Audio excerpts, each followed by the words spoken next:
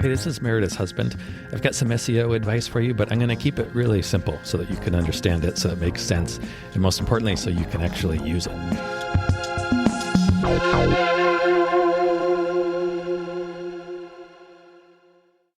Keywords Part 2. Keywords Part 2. Keywords Part 2. So we just talked about keyword cannibalization, what it is, why we don't want to do that, what we want to do instead. Yes. And we left off with, now we need to go choose our keywords. Yeah. So how do we do it? So if I were to ask you, I'm going to try. So the common problem here. So people say they know their keywords. So if I were to ask you, what's your primary keyword? I'm just going to help illustrate. So just whatever comes how little we know. Absolutely. Yeah. Happy to oblige. I would say family photography, Brooklyn. Okay.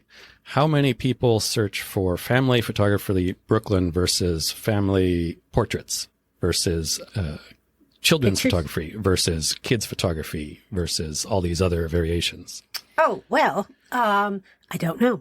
Exactly. You won't know that unless you do keyword research. So don't assume that you know, because when you do keyword research, it's going to help you figure out 3 really important things. Number 1, what are people searching for? What are the terms? Are people searching for family portraits? Are they searching for family photographers, photography, pictures, whatever? And then how often? How many times? The volume. We call this the volume. So there's a monthly volume. A volume might be, they go down. A typical volume would be anywhere between 100 and a couple hundred searches per month for a decent keyword. Now, when you are doing keyword research and you see those numbers, the numbers are not ultimately the most important. Like if a keyword has a search volume of 50, it's not important to think, that exactly 50 people search for that keyword every month. And this other keyword, 100 people search for that keyword every month. That's just the most recent? The number is not important. What is important is the relationship between those two numbers. So the keyword that has 100 and the key is twice as popular as the keyword that has 50. Right. Does that make sense? Yeah, it does. But wait. How do you find this out? With a keyword tool that I'm going to talk about in just a second. Okay, because So we're going to find out how to compare it, et cetera, and do all this. This is this is the information that we want to get. This is why we are doing keyword research. We want to know the relative volume, the popularity of different keywords. It doesn't matter if one keyword is 100 and the other is 50. Or if one keyword is 1,000 and the other is 500. In both those cases, you know which one is more popular. Right? One is twice as much as popular as the other one. That's the important information here when we are doing keyword research. And we will be figuring out how to do that momentarily. And the third most important thing that we want to know is the level of competition. How many people are trying to get that keyword? Some keywords are extremely easy to optimize for because nobody is trying to optimize for them. And other keywords are extremely difficult. Right. For example, if you wanted to optimize your site for pink banana berry grapefruit popsicles, it would probably be pretty easy to get to page 1 because I don't think those exist. Well, time will tell. Yes. If you wanted to get to page 1 for iPhone cases, guess what? A lot of people are trying to do that. It's going to be very hard. It seems.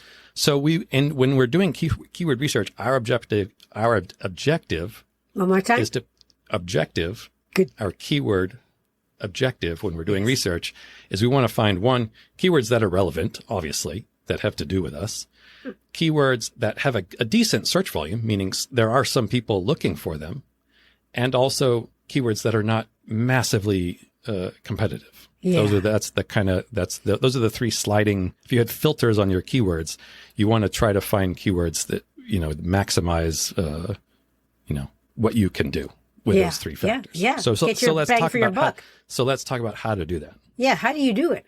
Okay. So the first step, surprisingly, is actually going to be to not do any of those. What? The first thing that you want to do is we want to get what I would call the low-hanging fruit, the low-hanging keyword fruit. Blueberries. It could be, yes. Blueberries are on the ground. They're very low. They're very low. Yeah. So what does this mean? This is where there's a couple different tools you can use for this. This is where you use Google Search Console, which I've talked about in the past. Google Search Console, CONSUL. SOLE, console. Okay, SOLE. And then your choice. There is another tool inside of SEMrush, which I believe you can use with the free version of SEMrush. I recommend using both of these. It's called the Organic Research Tool. And what this does is you just type in, well, if you use Google Search Console, you just log in. You don't need to type in the name of your domain. On SEMrush, you would type in the name of your domain. And both of these tools are going to go through and they're going to tell you all the keywords that you rank for on page 1 and not on page 1.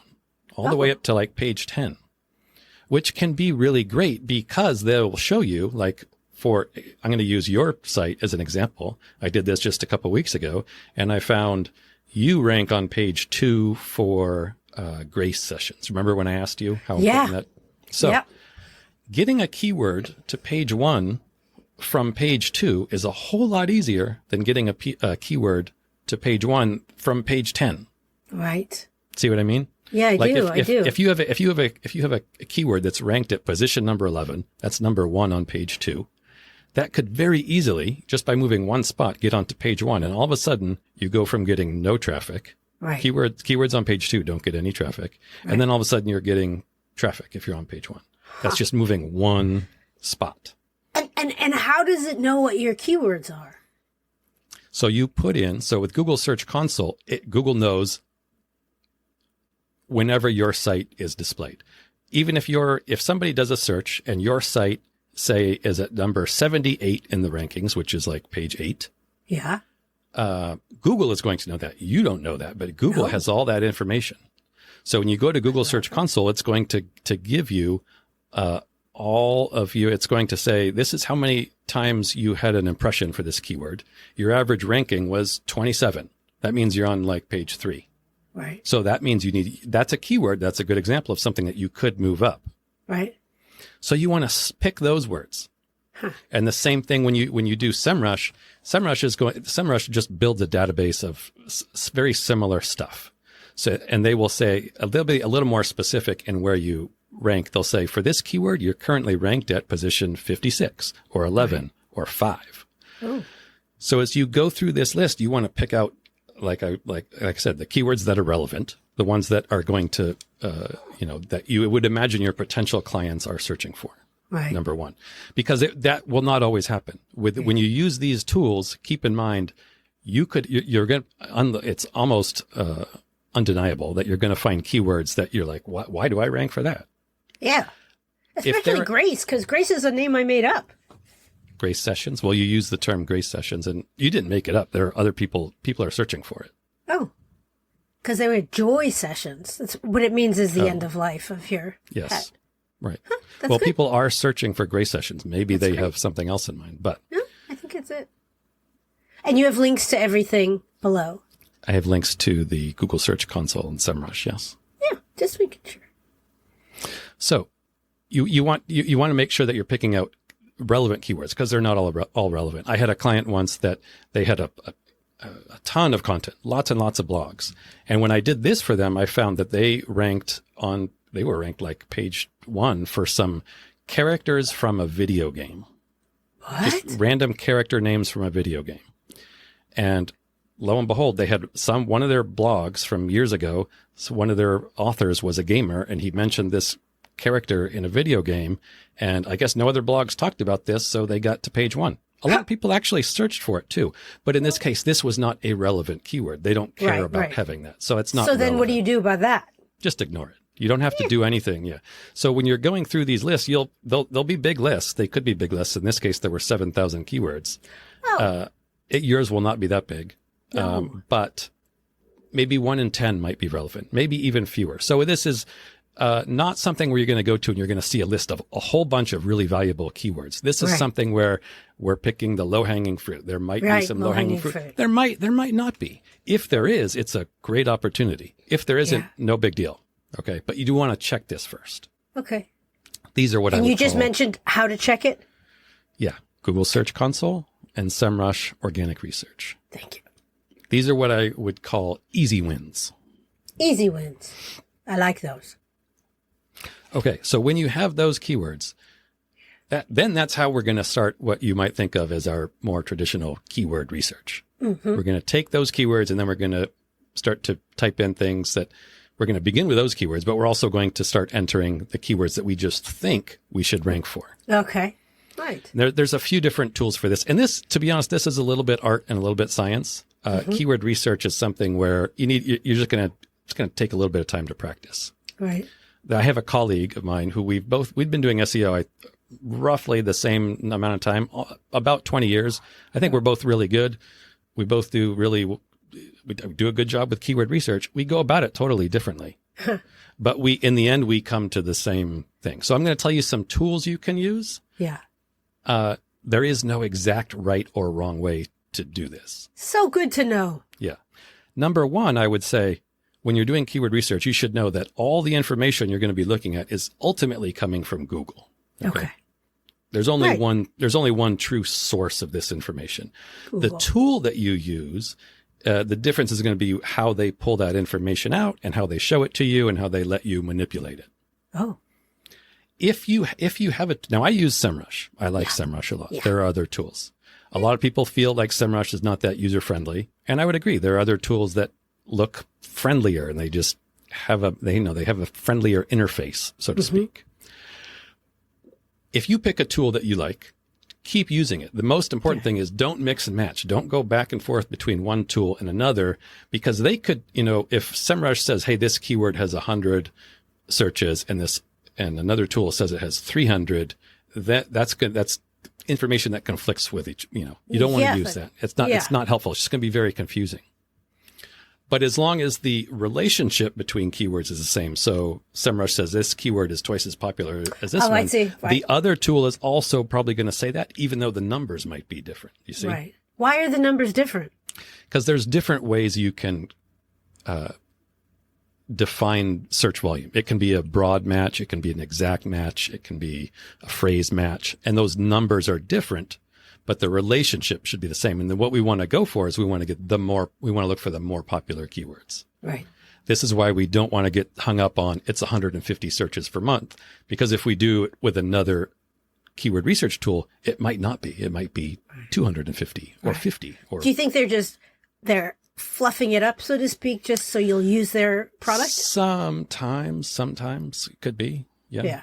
And it depends. I mean, sometimes if you're researching keywords with very small volume, it helps to fluff it up a little bit, because then it gives you more information to compare. You feel a little better about yourself. Yeah. In general, just stick with one tool. Got I know Google has its own tool. You can go directly to Google's keyword planner, which personally I think is terrible. I hate it. It's very difficult to use. Another one that I hear about all the time is Uber Suggest. Uber, like the car service. Yeah. Uber Suggest is another one that people seem to use. Uber Suggest, I'm not a user, I'm not a fan, but I think they try to emulate SEMrush, to be honest. So they're going to probably. Is it just more user friendly? It is. It's simpler. Yeah. It's a very smiley faces and it's a very pared down version of SEMrush. Oh, there you go. Another one that I like to use for blogging is called Answer the Public. Answer the Public? Answer the Public. If you just type a question in to this tool, it'll come back and it'll give you a whole bunch of questions that people type into Google. Really? It's great for picking a blog topic. Now it doesn't help as much in that it gives you like keyword volume and level of competition, and it doesn't track your rankings. It just tells, okay, what are people asking? Like it can really spark ideas for blog topics. Sure. Or party games. I don't follow that, but okay. So just be sure you pick a tool. Okay. Stick with it for your keyword research. Yeah.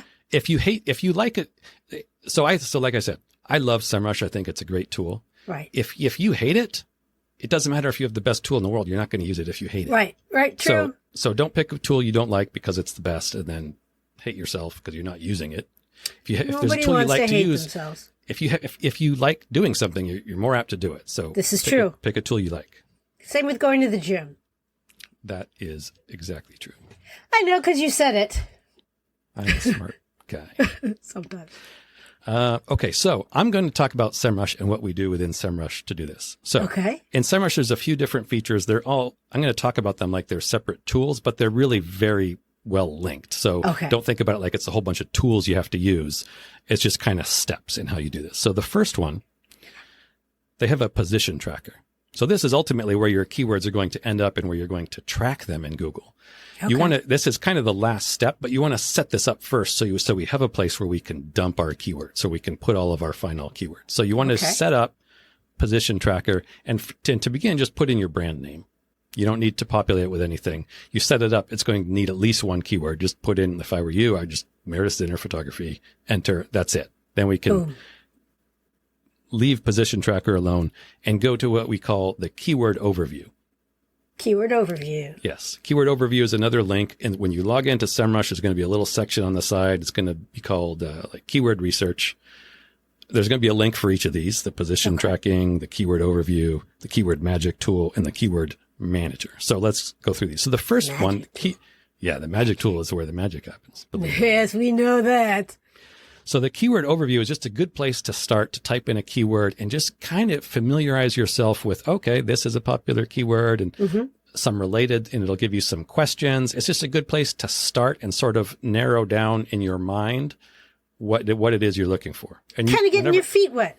Yeah. And when you click on a keyword, it'll drill down a little bit. And then as you find keywords that have potential, right? So they're relevant. They have some search volume. And at this point, I wouldn't worry too much about competition, but just as we're picking up potential keywords, are they relevant? Are they popular? Do they have some volume? Yes. Take those keywords, put them into the keyword magic tool. Magic tool. The magic tool. And the magic tool will say, okay, this is exactly how many people search for this. This is how difficult this keyword is. These are some related searches, some variations. So you can start to see, is it children photography or children's photography or photographer or photography, things like that. So you're going to start to see, the trends are this. This keyword is more popular than that one. So this is going to help start to define your list. As you find the keywords that, seem more appropriate for you that you want to target, you want to take those and you can go down list and you can literally just put a check mark in the little box next to it. And then you're going to click a button that says add to my keyword manager. Oh. And your keyword manager is going to be like kind of your keyword sandbox, so to speak. All the potential keywords are going to end up here. It's going to be very sandy. Very sandy, all sandy, dirty. Yeah. Going to walk that crap everywhere. Follow you. And then once you do that, you're going to have a list of, I think your keyword manager can be up to 1,000 keywords. I think if you're using, you'd use that. I would all the time. Okay. all the time. In fact, 1,000 keywords? 1,000 is not enough. Okay. For some clients. However, for a website like yours, it's probably going to be fine. And if you're using the paid version of SEMrush, it might be limited to like 100 or something. Yeah. Which for a small local business owner who does basically one thing, photography, that would be fine. Wonderful. But you don't actually want to go through and track 100 different keywords every month. So the last step here in choosing your keywords is to go through the keyword manager and figure out, okay, for children's photography, there might be 8 or 10 or 50 different versions of that keyword. Which one do you want to target the most? Okay. So you start to pick and you take that one and then you put that in your position tracker. Oh, sorry. No. In the what? So in the position tracker, your final keyword bucket. And if you're using the free version of SEMrush, you only get 10 of these. Oh. Not a lot. That is not much. That's kind of probably the major limitation of the free version of SEMrush. Yeah, fair enough. But even that, if you choose these keywords kind of wisely and then start to track them over time, you'll get a good indication of, is your site doing better or worse? Right. Okay. So I have clients where, I'm actually tracking almost 1,000 different keywords. Wow. But when I report to the client, to be honest, I just track on the top dozen and I tell them the trends. Okay. Because your keywords are, a lot of times they're all going to be moving up a little bit or they're all going to be moving down. And an important number is, I don't have no idea what that means. That means vacillating. Going up. Is that vacillating? Up and down? Yeah. Yes. Then vacillation is a thing. It sounds pretty dirty, but whatever. Oh, that's Vaseline. Oh, right. Just not dirty. It's just petroleum. Vacillating. So this can sometimes even be boiled down to a single number. If we're tracking 700 keywords, we just want to know the average keyword ranking. How much does that change every week or every month? And a lot of times it's like, it's up or down. Your average keyword ranking might be 74.6. And that's because it's tracking keywords that are on page 1 and also keywords that are on page 10. And the average, we just want the average to be moving up. Okay. So, and this, to be honest, this is a good point. A lot of people, when they start SEO, they have in their head, the goal of my SEO is to get this keyword to number 1 on Google. Right. And I will tell you that never happens. Yeah. That hasn't happened for like 10 years. Really? And why is that? It's just not really possible anymore. You used to be able to target single keywords like that, but the way you would do that, just not really valid SEO anymore. What you do want, and what ends up happening, is after you have successful SEO, after some period of time, you're going to be getting more leads from your organic traffic. You're going to be getting more organic traffic and more leads from that traffic. So you're going to be making more money from your organic traffic. So you're getting a return on your SEO, but I guarantee you, you're not going to be number 1 for that one keyword that you want. Okay. It makes it a trade-off. It makes it a difficult sale to clients when they say, what are you trying to do? I need to be number 1 for this. And me knowing, okay, well, that's not going to happen. But at the end of this, you're going to be happy because you're going to be making more money from Google, but this is not going to happen. Do you think there are people who say, "Oh, it'll happen"? Sure. Absolutely. And it used to be even worse. It used to be people would guarantee, "Oh, you'll be guaranteed in 3 weeks," or 3 weeks. Or 3 months, or 2 months, or whatever. Even that. If anybody guarantees you anything, and if an SEO person says, "I guarantee," whatever they follow that sentence with, whatever they end that sentence, don't trust that person. Didn't you just say "I guarantee" a couple of minutes ago? Oh, then never mind. What I mean is, if somebody says, "I guarantee this is what you're going to see in Google, you're going to see this keyword in this spot or this keyword on page 1," you just don't have nobody can guarantee that. Fair enough. I guarantee you, nobody can guarantee that. Fair enough. And you have this all written down. Do this, do that, do this, do that, or we just have to listen to the podcast. Just hopefully you're writing it down as you listen. Yeah. I am going to put something on the site where it is like a little mini course. I'm going to walk through these steps. Oh, that's great. Yeah. That would be helpful. It's not ready yet, but hopefully by the end of the next episode, it will be there. So you can do it. You can get a little demo of how you would do this. That's using great. SEMrush. Yeah, because I need to visualize it. I need to see it rather than. So once the final step of this part is to take your keywords, and then we're going to map them to your website. What all that means is, hey, this keyword, I want the keyword children's photography to be on my children's photography page. Got it. I want my pets photography to be on my pets photography page. So clever. Stuff like that. And that's just choosing which page you want to, choosing how you want to optimize each page on your website. Right. And then next week, in the next session, we're going to talk about then what you do to those pages. Very good. Okay. So now remember from today, pick a tool and stick with it. Pick a tool and stick with it. It doesn't have to be SEMrush, but once you pick a tool and you like it and you start to work with it, stick with it. Don't switch back and forth. Stick with it. And do listen to the next episode. Bye. Hey, thank you so much for listening. We really hope that you find this helpful and useful. And if you do, what you could do for us as a thanks would be to, drumroll please, leave a review. Yes, everybody says it, I know, but it really does make a difference. Take 3 seconds, leave as many stars, say something really nice about what you like about the podcast and maybe why other people would like it. It would mean the world to us, especially my husband. That better? All right, I'm going to try one where I'm not going to be charming.